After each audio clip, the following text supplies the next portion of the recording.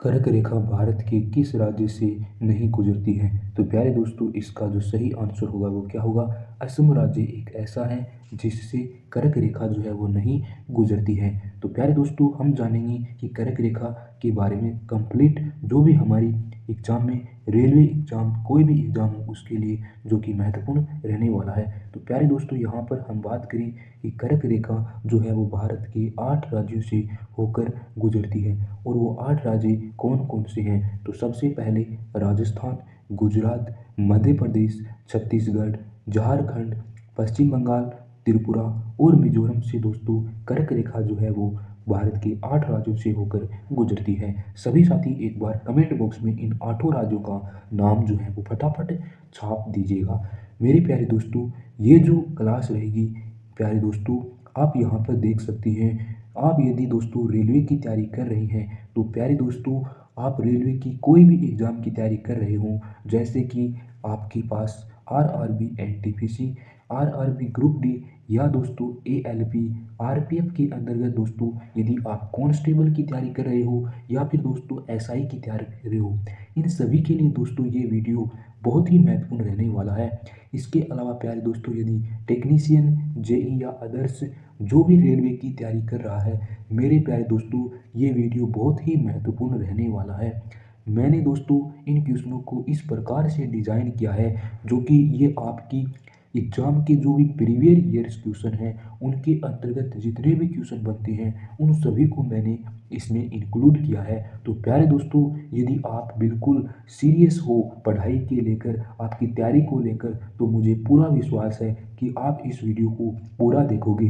क्योंकि दोस्तों आपको क्या करना है, आपको नौकरी लेनी है, आपको सिलेक्शन लेना है। तो प्यारे दोस्तों, हम जानते हैं इसके बारे में और इम्पोर्टेंट कॉन्सेप्ट और पॉइंट के बारे में। तो सबसे पहले हम देखते हैं जो कर्क रेखा है वो 23.5 डिग्री उत्तर में है। इसका क्या तात्पर्य है, इसका क्या अर्थ निकलता है, इसका क्या मतलब निकलता है? मतलब दोस्तों एक एक चीज़ को इतनी बारीकी से बता दूंगा कि आपके दिमाग में सुनने से ही छप जाएगा। यानी कि यदि आप एक बार इसको कमेंट बॉक्स में और लिख देते हो ना, तो आपके ये एकदम से एग्जाम तक इतना आपके दिमाग में याद हो जाएगा दोस्तों। तो यहाँ पर आप देख सकते हैं, भारत को लगभग 2 समान जलवायु क्षेत्रों में विभाजित करती है। यानी कि दोस्तों जो 23.5 डिग्री जो है कर्क रेखा, इसका क्या मतलब निकलता है कि ये दो जो भारत की जलवायु क्षेत्रों को विभाजित करती है। यानी कि दो क्षेत्र कौन से हैं? एक तो उत्तरी क्षेत्र हो गया और एक दक्षिणी क्षेत्र हो गया। इनको क्या कर देती है? डिवाइड कर देती है। तो इस प्रकार से इसका ये इम्पोर्टेंट पॉइंट बनता है।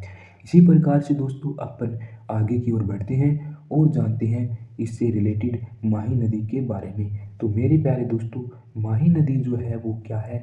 वो भारत की एकमात्र ऐसी नदी है जो कि कहाँ पर स्थित है?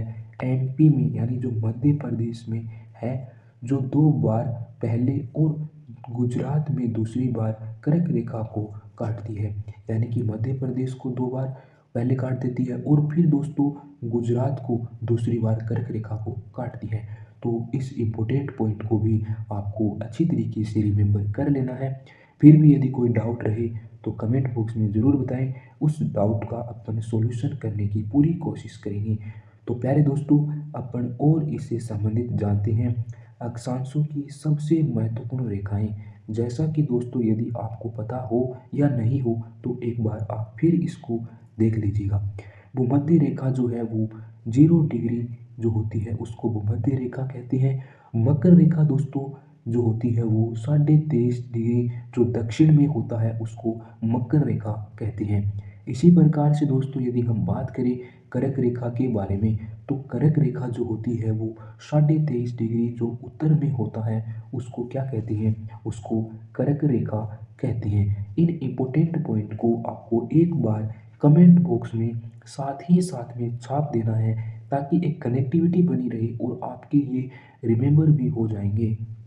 तो इसी प्रकार से अपन आगे की ओर बढ़ते हैं और जानते हैं प्यारे दोस्तों अक्षांशों की जो महत्वपूर्ण रेखाएं हैं उनके बारे में। तो सबसे पहले यदि हम बात करें अंटार्कटिक सर्कल के बारे में, यदि दोस्तों अंडाकृतिक सर्कल जो होता है वो क्या होता है, 66.5 डिग्री दक्षिण की तरफ जब होता है तो उसको क्या कहते हैं, अंडाकृतिक सर्कल कहते हैं। और दोस्तों इससे आप कंफ्यूज नहीं होना है, जो आर्कटिक सर्कल होता है वो 66.5 डिग्री उत्तर में होता है।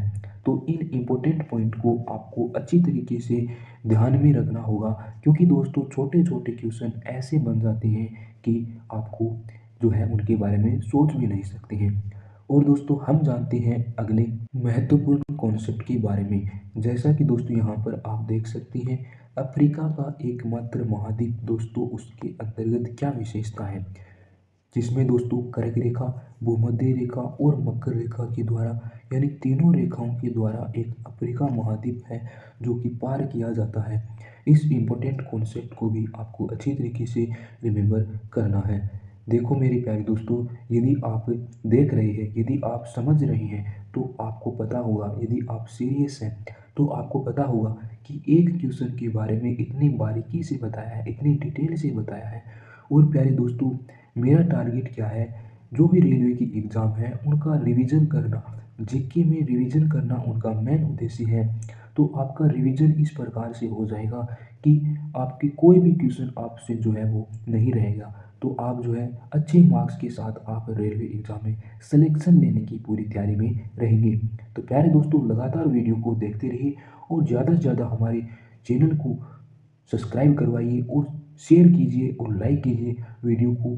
और कमेंट बॉक्स में हमें बताइए कि आपके क्या डाउट है, आपकी क्या दिक्कत है, क्या आपकी समस्या आ रही है। तो प्यारे दोस्तों, इसी प्रकार से अपन आगे की ओर बढ़ते हैं और जानते हैं अगले क्वेश्चन के बारे में। तो यहाँ पर हम देखिए, अपना अगला क्वेश्चन है हिंदू विवाहों में, जिसमें एक युवती और एक प्रेमी के स्वैच्छिक मिलन को क्या कहते हैं। तो मेरे प्यारे दोस्तों, इसको अपन क्या कहेंगे, इसका जो सही उत्तर होगा वो क्या होगा, गंधर्व विवाह इसका बिल्कुल करेक्ट आंसर हो जाएगा। इसी प्रकार से दोस्तों अपन आगे की ओर बढ़ते हैं और जानते हैं इसके इम्पोर्टेंट कॉन्सेप्ट के बारे में। तो सबसे पहले यदि बात करें, गंधर्व विवाह जो है दोस्तों एक प्रकार का प्रेम विवाह होता है। इस इम्पोर्टेंट कॉन्सेप्ट को भी आपको अच्छी तरीके से ध्यान में रखना है। अब दोस्तों यदि हम बात करें गंधर्व विवाह के बारे में और गहराई से जानें, जहाँ से हमारी रेलवे एग्जाम में क्वेश्चन बनने की संभावना बहुत ज़्यादा है। तो प्यारे दोस्तों, हम देखें गंधर्व विवाह में तो इसके अंतर्गत क्या होता है। विवाह में दोस्तों परिवार की अनुमति की आवश्यकता नहीं होती है और इसलिए उनके परिवार की सहमति भी दोस्तों इस गंधर्व विवाह में नहीं होती है। आई होप सभी साथी जो है इसको समझ गए होंगे। फिर भी कोई डाउट रह गया तो आप कमेंट बॉक्स में हमें लिखकर ज़रूर बताएंगे। और दोस्तों अपन जानते हैं गंधर्व विवाह के बारे में डिटेल से। तो जैसा कि यहाँ पर आप देख सकते हैं, इसके अंतर्गत क्या होता है, दहेज या किसी भी प्रकार के वर्ण संबंध में के किसी भी स्थान की अनुमति नहीं देता है। तो मेरे प्यारे दोस्तों, इसका जो करेक्ट आंसर होगा वो इस प्रकार से आप यहाँ पर इसको देख सकते हैं। इसी प्रकार से दोस्तों यदि हम बात करें असुर विवाह के बारे में, यदि हम जानें कि असुर विवाह क्या होता है, तो मेरे प्यारे दोस्तों असुर विवाह के अंतर्गत क्या आता है, इसके अंतर्गत दुल्हन जो है वो खरीद कर शादी की जाती है, उसे क्या कहते हैं, असुर विवाह कहते हैं। एक बार सभी साथी लिखेंगे असुर विवाह के बारे में। तो प्यारे दोस्तों, हम जानते हैं नेक्स्ट विवाह कौन सा है, प्रजापति विवाह कौन सा है। तो प्यारे दोस्तों, प्रजापति विवाह का मतलब होता है जिसके अंतर्गत बिना दहेज के जो विवाह किया जाता है उसको क्या बोलते हैं, प्रजापति विवाह कहा जाता है। इसी प्रकार से दोस्तों अपन आगे की ओर बढ़ते हैं और जानते हैं ब्रह्मा विवाह के बारे में। प्यारे दोस्तों, ब्रह्मा विवाह जो है वो किस प्रकार से होता है, जैसा कि यहाँ पर आप देख सकते हैं, इसके अंतर्गत दहेज के साथ सभी वैदिक संस्कारों और कर्म कांडों का पालन करते हुए एक ही वर्ण के लड़के के साथ एक लड़की का विवाह जब किया जाता है उसको क्या कहते हैं, उसको ब्रह्म विवाह कहा जाता है। तो इस इम्पोर्टेंट पॉइंट को भी आपको अच्छी तरीके से रिमेम्बर करना है।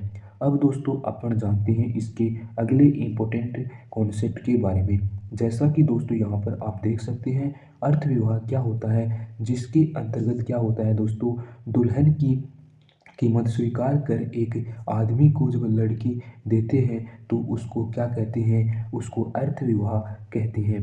अब दोस्तों अपन जानते हैं इसके महत्वपूर्ण इम्पोर्टेंट पॉइंट के बारे में। तो प्यारे दोस्तों, यदि देखें पैसा ही शादी है, इसका क्या मतलब निकलता है, इसका क्या अर्थ निकलता है, इसके अंतर्गत क्या होता है। जब लड़की को बहला फुसला कर या उनके साथ बल बलात्कार करके उसकी जब शादी की जाती है तो उसको क्या कहते हैं, पैसा ही शादी है, इसका ये अर्थ निकलता है। इसी प्रकार से दोस्तों अपन आगे की तरफ बढ़े और जाने कि देह विवाह के बारे में।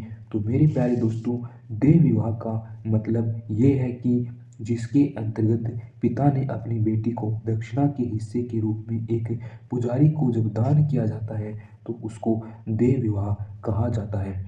इसी प्रकार से दोस्तों अपन आगे की ओर बढ़ते हैं और जानते हैं राक्षस विवाह के बारे में। तो प्यारे दोस्तों, राक्षस विवाह के अंतर्गत क्या होता है, इसके अंतर्गत इसमें एक लड़की के अपहरण से जब शादी की जाती है तो उसको क्या कहते हैं, राक्षस विवाह कहते हैं। मेरे प्यारे दोस्तों, मैंने देखें कि आप कितना मतलब कि एक क्वेश्चन के बारे में कितनी बारीकी से समझाने की कोशिश की है और मतलब सब कुछ जो भी अपनी इस क्वेश्चन से रिलेटेड अपनी रेलवे एग्जाम में क्वेश्चन बनेगा, यदि आप इस वीडियो को अच्छी तरीके से ध्यान से सुन लेते हैं और इसको जो महत्वपूर्ण पॉइंट है इनको कमेंट बॉक्स में लिख देते हैं तो आपका एक क्वेश्चन भी नहीं छूटेगा, मतलब आप पूरे क्वेश्चन करके आएंगे। तो प्यारे दोस्तों, लगातार जो है क्लासेज को देखते रहेगा और हमारा मनोबल भी जो है वो बढ़ाते रहेगा, कमेंट भी करते रहेगा। तो प्यारे दोस्तों, इसी प्रकार से आपकी जीके की तैयारी अच्छी हो जाएगी। तो आज के लिए इतना ही। जय हिंद, जय भारत एंड टेक केयर।